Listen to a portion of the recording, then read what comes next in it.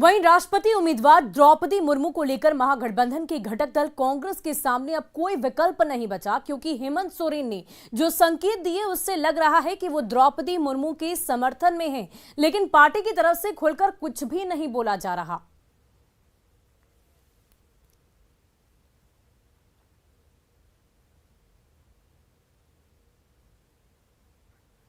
और राष्ट्रपति पद की प्रत्याशी द्रौपदी मुर्मू ने जेएमएम अध्यक्ष शिबू सोरेन से मुलाकात कर राष्ट्रपति चुनाव में समर्थन की अपील की है। इस मौके पर पार्टी के माननीय केंद्रीय कार्यकारी अध्यक्ष सह मुख्यमंत्री हेमंत सोरेन भी वहां पर मौजूद रहे। साथ ही साथ केंद्रीय मंत्री श्री अर्जुन मुंडा, श्रीमती अन्नपूर्णा देवी, बीजेपी प्रदेश अध्यक्ष श्री दीपक प्रकाश और केंद्रीय राज्य मंत्री अर्जुन मेघवाल भी मौजूद रहे।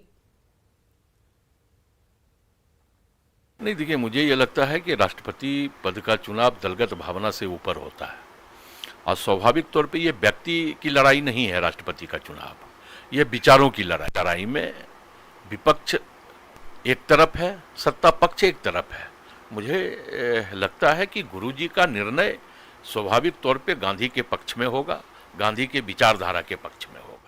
और चलिए अब बढ़ते हैं अगली खबर की ओर। कोल्हान का सबसे बड़ा सरकारी अस्पताल एमजीएम एक बार फिर से सुर्खियों में है। अस्पताल में बीती रात से मरीज गायब हो गया है। मरीज का इलाज 12 दिनों से चल रहा था। मरीज का नाम पांडव सोरेन बताया जा रहा है। मरीज की पत्नी के मुताबिक रात 9 बजे पति को खाना खिलाने के बाद वो चाय पीने के लिए अस्पताल के गेट के पास गई। जब वो वापस आई तो उसका पति बेड पर मौजूद ही नहीं था। मामले में अस्पताल अधीक्षक से शिकायत की गई है, जिसके बाद सीसीटीवी के जरिए मरीज की तलाश लगातार जारी है। और खबर गोड्डा से, जहां नया जिला समाहरणालय भवन बनकर तैयार हो गया है। 15 नवंबर 2018 को तत्कालीन मुख्यमंत्री रघुवर दास ने इसका उद्घाटन किया था। कल हेमंत सोरेन इसका उद्घाटन करने वाले हैं।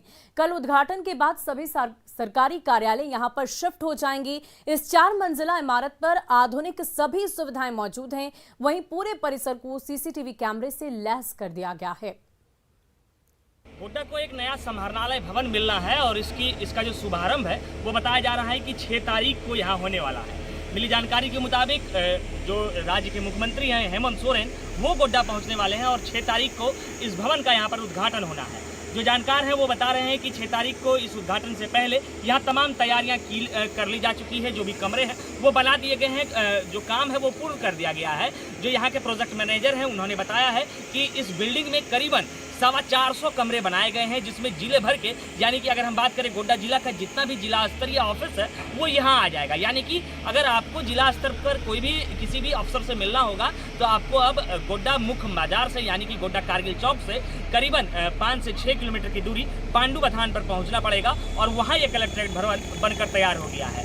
यहाँ के जो जानकार है उन्होंने बताया है, और जो बाहर शिलापट लगा है उसके मुताबिक 2018 में इसका शिलान्यास किया गया था और पूरे 4 वर्ष लगे हैं जब ये बनकर तैयार हो गया है। और जब अब तैयार हो गया है तो आने वाले 6 तारीख को यहाँ मुख्यमंत्री आएंगे और इसका उद्घाटन करेंगे। उससे पहले जिले के जो तमाम अधिकारी हैं वो यहाँ दौरा कर रहे हैं। जो भी तमाम कमरे बनने हैं उसकी तैयारी चल रही है। इस बिल्डिंग के अंदर की अगर हम बात करें तो बिल्डिंग के अंदर जो सीसीटीवी है वो पूर्ण रूप से लगाए गए हैं। जो हर एक कमरे हैं उसमें सीसीटीवी से उसे लैस किया गया है और एक जो कंट्रोल रूम बनाया गया है, गार्ड रूम बनाया गया है, वो भी तैयार कर लिया गया है। जो प्रोजेक्ट मैनेजर हैं उन्होंने बताया कि ऊपर का जो फ्लोर है, यानी चौथी जो मंजिल है, उसके ऊपर दीदी किचन बनाया गया है। यानी वो किचन जिसके अंदर जाकर कि यहाँ के जो अधिकारी होंगे उनका अगर लंच का टाइम होगा तो वो ऊपर जाकर लंच कर सकते हैं। तो गोड्डा के लिए एक सौभाग्य की बात है कि करीबन 32 करोड़ की लागत से इतना बड़ा बिल्डिंग बनकर तैयार हुआ है, जिसका उद्घाटन आने वाले 6 तारीख को मुख्यमंत्री करने वाले हैं। गौरव झा, न्यूज़ 18, गोड्डा।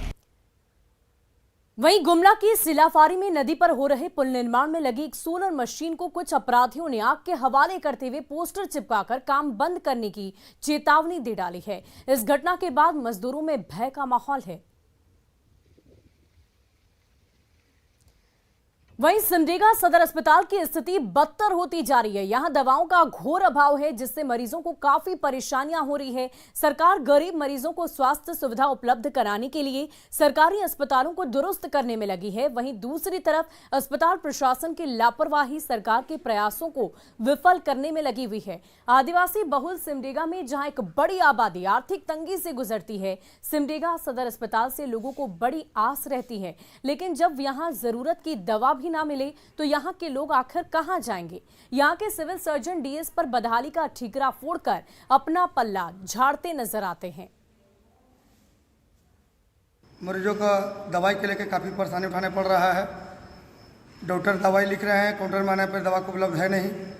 छोटे छोटे सामान भी यहाँ नहीं है, जिसको चलते रोलकेला लोगों को जाने पड़ रहा है, दूसरा स्टेट भागने पड़ रहा है।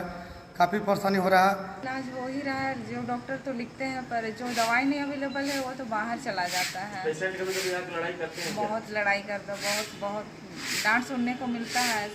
बहुत कल तो बहुत डांट ही मिला था, अभी सुबह भी खूब डांट मिलता है नहीं रहने से। सदर अस्पताल के मैनेजमेंट होते हैं, डीएस की होता है उपाधीक्षक, और उन्हीं को ये देखना काम है कि भाई क्या दवा है नहीं है, वो हमको खबर करेंगे। हमको इसकी सूचना नहीं है, थोड़ी बहुत कल हल्की फुल्की सूचना मिली थी, कुछ दवा नहीं है, लेकिन आप लोग बोल रहे हैं घोर कमी है, तो आज दिखवा लेते हैं क्या मामला है। वहीं चतरा में बिजली संकट से हाहाकार मचा हुआ है। शहर में तो कमोबेश 24 घंटे में से 14 से 15 घंटे लोगों को बिजली मयस्सर हो रही है, लेकिन ग्रामीण इलाकों की नैया भगवान भरोसे है। इन इलाकों में 24 घंटे में महज 4 से 5 घंटे ही बिजली रहती है। कुछ प्रखंडों में तो हफ्ते में महज 2 से 4 घंटे बिजली रानी दर्शन देती है। ऐसे में लोगों का जीना मुहाल हो गया है। बिजली नहीं रहने से लोगों को पानी तक नसीब नहीं हो पा रहा। उमस भरी गर्मी से लोग काफी ज्यादा परेशान हैं। इसके साथ साथ अगर आपको पानी नहीं चढ़ेगा तो आप स्नान सुबह नहीं कर पाएंगे, समय से ऑफिस नहीं जा पाएंगे। पानी के चलते, बिजली के चलते हर तरफ को समस्या उत्पन्न हो रही है। कभी दिन में रहती है, कभी रात में रहती है, कभी 10 मिनट के लिए आती है, जिसके कारण हम लोग को पढ़ाई में बहुत ज़्यादा दिक्कत हो रही है।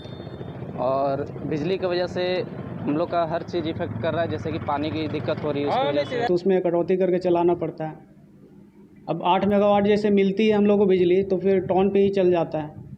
टॉन भी कभी कभी सेटिंग करके ग्रामीण को चलाया जाता है, उसी वजह से बिजली थोड़ा कम मिलती है। और राजधानी रांची के पंडरा में पुलिस ने अवैध शराब के अड्डों पर छापेमारी की, जिससे शराब कारोबारियों में हड़कंप मच गया। पुलिस की कार्रवाई के दौरान भागने के दौरान एक व्यक्ति कुएं में गिर गया और उसके सिर में गंभीर चोट आई है। स्थानीय लोगों ने उसे अस्पताल पहुंचाया, लेकिन डॉक्टरों ने उसे मृत घोषित कर दिया। वहीं घटना के बाद स्थानीय लोग उग्र हो गए और जमकर हंगामा किया, जिसके बाद से करीब 4 घंटे तक सड़क जाम रहा। पुलिस और प्रशासन ने लोगों को समझाने की पूरी कोशिश की और उसके बाद वहां से जाम हटाया गया। इस प्रकार जो घटना घटा है ये थोड़ा सा दुखद तो है ही, लेकिन जो पीड़ित फैमिली है, हम लोग कोशिश में है कि जो भी सरकारी प्रावधान के तहत मैक्सिमम से मैक्सिमम जो भी इसको लाभ दिया जा सके, तो हम लोग मैक्सिमम से मैक्सिमम उनको लाभ देंगे, चाहे वो पेंशन का मामला हो, चाहे पारिवारिक लाभ का मामला हो, या फिर जो भी फैक्टर हो उसके तहत हम लोग काम करेंगे, उनको मैक्सिमम से मैक्सिमम लाभ देंगे। घटना का नाम क्या था सर? ये घटना के विषय में तो मैं ज़्यादा नहीं बता सकता हूँ, ये पुलिस डिपार्टमेंट ही बताएंगे।